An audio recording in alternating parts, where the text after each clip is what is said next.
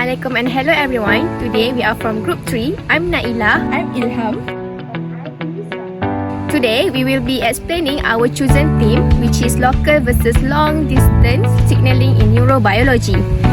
Cell signaling is extremely important because it allows cells to communicate, coordinate action and maintain the function of the nervous system.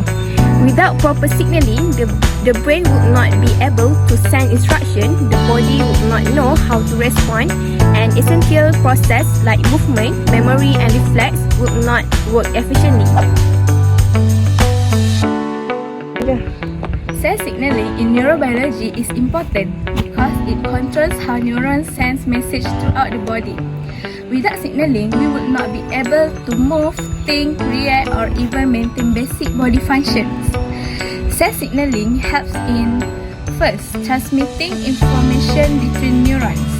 Second, regulating body response like pain, movement and memory. Third, maintaining coordination between the brain and the whole body. So, basically, signaling is what keeps the nervous system functioning properly. First, let's look at local signaling. Local signaling happens over a short distance, usually between cells that are close to each other. In neurobiology, the best example is synaptic signaling. This happens when one neuron releases neurotransmitter into the synapse and the neuron next to it receives the signal. Example of neurotransmitter is dopamine, serotonin and acetylcholine. There are four mechanisms. The first one is electrical signal reached at C-terminal. Second, neurotransmitter are released into the synapse. Third, nearby neuron receive the signal. Fourth, response happens immediately. Local signaling is very fast and targeted. Only the next cell receives the message.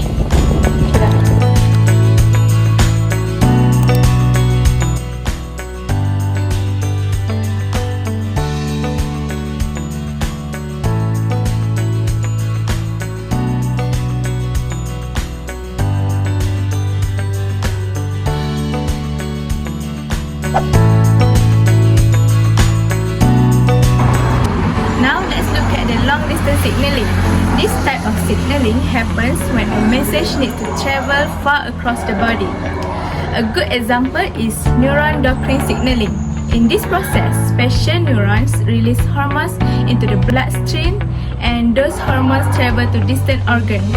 For example, the hypothalamus releases hormones that travel in the blood to organs like the kidney, livers or reproductive organs.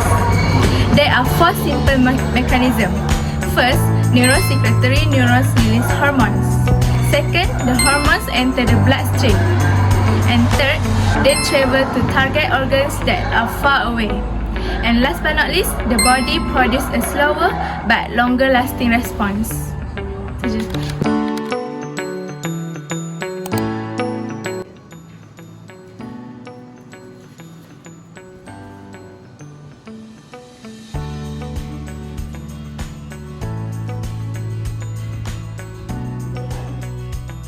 Several days later.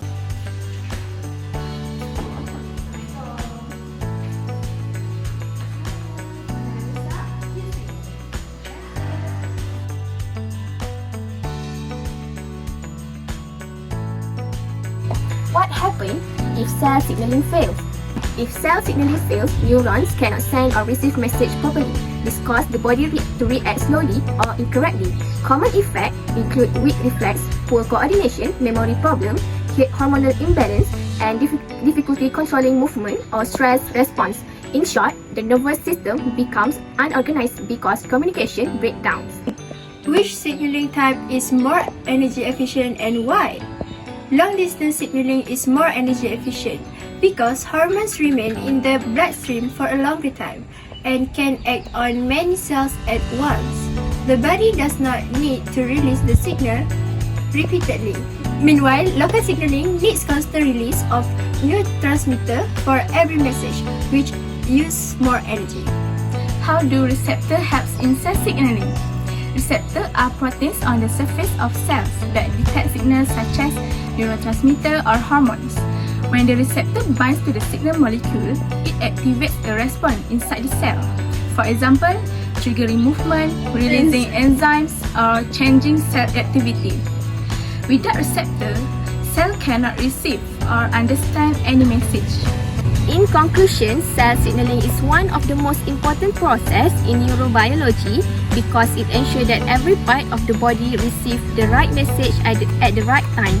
Local signaling allows fast, precise communication between nearby neurons, while long-distance signaling allows the brain to influence organs throughout the body through hormones. Together, these two systems make sure that our responses, whether instant like pulling your hand away from heat or long-term like growth and metabolism, happen smoothly and in coordination. So, that's all from us. Thank you for watching our presentation. We hope this explanation helps you understand the difference clearly and give you a better appreciation of how amazing our nervous system truly is.